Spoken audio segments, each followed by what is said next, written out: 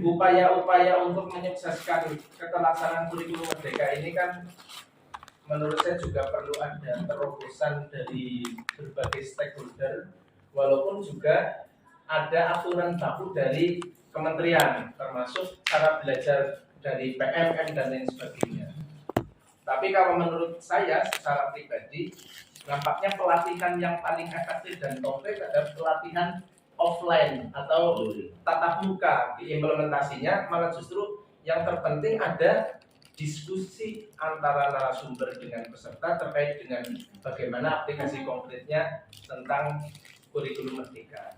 Ini sebelumnya saya juga mohon maaf barangkali mobil khusus kepada Pak Barto karena konsep nanti yang saya sampaikan sebenarnya melintasi bidang, maksudnya ada koneksi antara sumber kurikulum dengan seksi pengembangan gitu. Nah ini yang menurut saya malah justru nanti jangka panjang. Apa yang tadi kita bicarakan menurut saya itu jangka pendek. Mohon maaf, jangka pendek artinya begini. Besok tim yang dari kabupaten turun itu adalah untuk melatih para guru mempersiapkan soal. Itu kan secara teknis jangka pendek. Tetapi yang saya ajukan konsepnya ini adalah bagaimana mengorkestrasi, mengkonsolidasikan antara kewenangan yang ada di sekolah kurikulum dengan yang ada di seksi pengembangan gitu. Karena ini nanti kita bicaranya level kabupaten. Kameranya diklik, zoom aja. Oh nggak bisa. Nah bisa. Maksudnya begitu. Nah ini saya mohon maaf dari yang ini dulu nih. Kita kalau kemudian keterlaksanaan IKM kita bisa lebih masifkan, maka ada beberapa unsur yang perlu kita optimalkan. Yang pertama kita bicara wadah dulu. IKM ini adalah substansinya. Tapi untuk melaksanakan substansi ini perlu alat. Alatnya adalah KKG dan K3S. Mohon maaf, ini refleksi juga bagi kita semuanya. Forum K3S termasuk saya anggota K3S. Apakah selama ini kepala sekolah sudah betul-betul belajar tentang konsep dan aplikasi kurikulum merdeka? Ini menjadi refleksi. Di tataran lapangan gitu ya, termasuk saya sendiri pun ini berarti saya autokritik begitu. Nah, berdasarkan ini nanti harapannya kita ke depan karena tahun 2024-2025 ini jadi titik landasan untuk nanti keterlaksanaan kurikulum yang disahkan secara nasional, maka menurut saya dari sekarang kita perlu merevitalisasi peran dan fungsi dari masing-masing wadah ini, K3S dan KKG.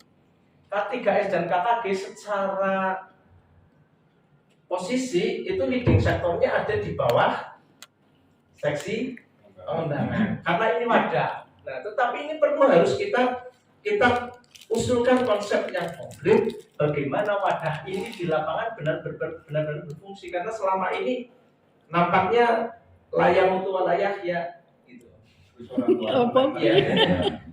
Urip ya orang papinya mati juga enggak gitu maksudnya gitu loh. Secara fungsi, mohon maaf sekarang ubrang-ubrung kinerja PMM baru guru pada ngoyok-ngoyok kapan KKG ini kan miskonsepsi yang selama ini enggak tahu ini salah kita semua gitu loh. Bukan nah kecuali Pak Gendar. Itu sejak tahun berapa Pak? Oh enggak. Sudah kamu juga calon. Gitu.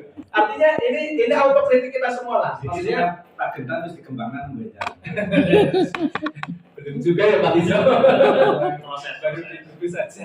Nah artinya gini, ini autokritik Bapak Ibu semuanya. Kalau kemudian kita forum hari ini menurut saya sangat bagus kita mereposisi bagaimana kemudian arah pendidikan belajar negara ke depan. Maka forum KKG ini K3S betul-betul harus berfungsi, punya kekuatan gitu, tidak bahasa agak negatifnya itu tidak punya potensi ya. Di bawah pengembangan. Lah usul konkret saya mungkin nanti melalui Pak Sukor bagaimana memastikan para pengurus KKG ini di level gugus maupun para pengurus KKG Mapel itu punya fungsi dan peran yang baik mewadahi belajar mandirinya para guru. Tentunya ini di bawah bimbingan para Bapak Ibu pengawas tentunya. Tetapi menurut saya ini tidak kalau diserahkan sepenuhnya kepada Bapak Ibu pengawas itu secara teknis, tapi secara pendanaan ini kan mereka dilatih harusnya di bawah seksi pengembangan. Jadi saya usul konkretnya nanti ada pelatihan peningkatan kompetensi pengurus KKG supaya mereka tahu nih bagaimana mengelola kegiatan, bagaimana melaksanakan fintech di level KKG, bagaimana mengaktifkan kombel dan seterusnya. Yang kombel itu bisa dikoneksikan dengan PMM dan lain sebagainya, dan juga tidak harus, tetapi secara substansi ini KKG berjalan dan bukan hanya mengejar setoran laporan kinerja PMM begitu. Perlu kita luruskan di level guru seperti itu. Jangan kemudian sekarang mohon maaf, guru sekarang konsentrasinya buyar, tidak mendalami bagaimana konsep dan aplikasi IKM, tapi bagaimana membuat laporan pembimbingan teman sejawat, membuat laporan webinar, membuat laporan sebagai pelaksana TPPK, membuat laporan sebagai pembina ekstrakurikuler. Ini yang kemudian salah. Bukan peningkatan kompetensi di sisi membuat laporan untuk kinerja PMM, bukan. Tapi bagaimana kemudian para guru ini secara substansi memahami tentang pembelajaran berdiferensiasi, menyusun asesmen yang diharapkan oleh Pak Rahmat itu kembali ke khitohnya gitu, dan lain sebagainya yang kemudian ini diperkuat secara rutin di KKG. Nah, belum tentu ketemu di guru penggerak. Ini perlu kita luruskan juga, mohon maaf Pak Tijo. Guru penggerak itu tidak belajar secara teknis substansi kurikulum merdeka, tidak. Tetapi mempelajarinya adalah kepemimpinan pembelajaran. Jadi lebih ke arah bahasa mudanya dulu kita ada di kelas CKS yang materinya seperti itu dibawa ke bentuk kegiatan guru penggerak. Nah, secara substansi isi kurikulum merdeka itu tidak secara detail dipelajari di guru penggerak. Walaupun saya bukan guru penggerak, tapi saya memahami panduan itu tidak ke arah sana. Nah, oleh karenanya ini, untuk ke depan kita pastikan betul bagaimana guru-guru kita memahami. Kita bisa survei berapa guru yang sudah membaca sampai selesai panduan pembelajaran dan asesmen. Kita bisa pastikan. Dan ini bukan salah siapa-siapa, mari kita refleksi bersama maksudnya gitu. Kalau kita mau keberhasilan IKM ini konkret, maka semua guru wajib harus memahami panduan pembelajaran dan asesmen supaya tidak multitafsir, tidak miskonsepsi gitu.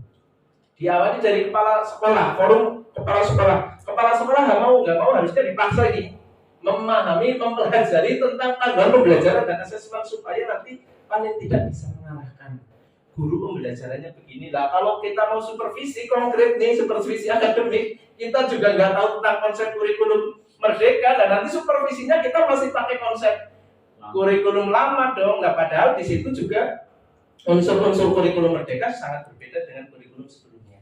Nah ini mohon barangkali nanti ke depan semoga nanti ada di anggaran perubahan betul-betul ini ada forum untuk pelatihan pengurus KKG, bagaimana mereka mengaktifkan betul-betul kombel, dan kombel itu diarahkan lurus, bukan untuk pemenuhan kinerja PMM. Sekali lagi, ini yang salah konsep, mohon maaf Bapak Ibu. Ya ini perlu diluruskan. Gitu. Terus K3S juga sama. K3S nanti berfungsi juga sama, kita supaya tidak impotensi. Mohon maaf ini Pak Rahmat, autokritik juga, saya termasuk anggota K3S. Berapa puluh kali forum K3S melaksanakan kegiatan peningkatan kompetensi kepala sekolah yang sifatnya substantif dengan kebutuhan manajerial kepala sekolah gitu. Ini yang perlu justru harus digarap adalah dari kepala sekolahnya dulu, kemudian nanti KKG. Artinya ini kita harus dibahas nih betul-betul radikal, bahasa filsafatnya radikal ya, komprehensif gitu, radikal komprehensif. Dan satu lagi apa bukan? Saya lupa. Artinya begitu, kita harus bersama-sama ini terbuka. Mohon maaf, saya tidak bermaksud menyinggung siapapun, ini autokritik, dan saya selaku pelaku di lapangan sangat memahami itu permasalahan guru. Mereka kasihan kalau tidak kita tolong bersama-sama, gitu. Termasuk kita sendiri.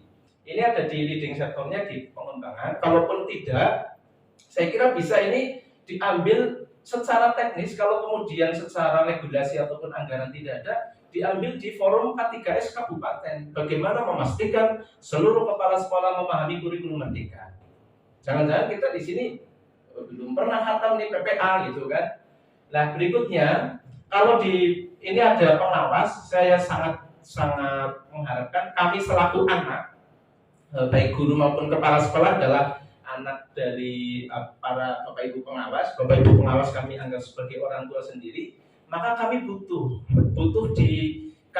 didampingi secara serius. Kami butuh tempat untuk berkonsultasi gitu. Nah makanya kami perlu diarahkan sedemikian rupa.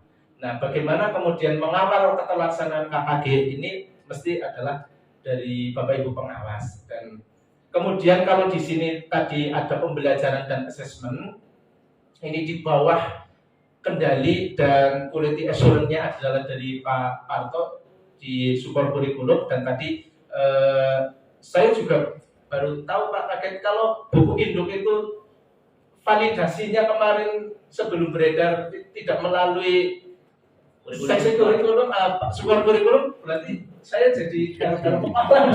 Kemarin saya sudah beli.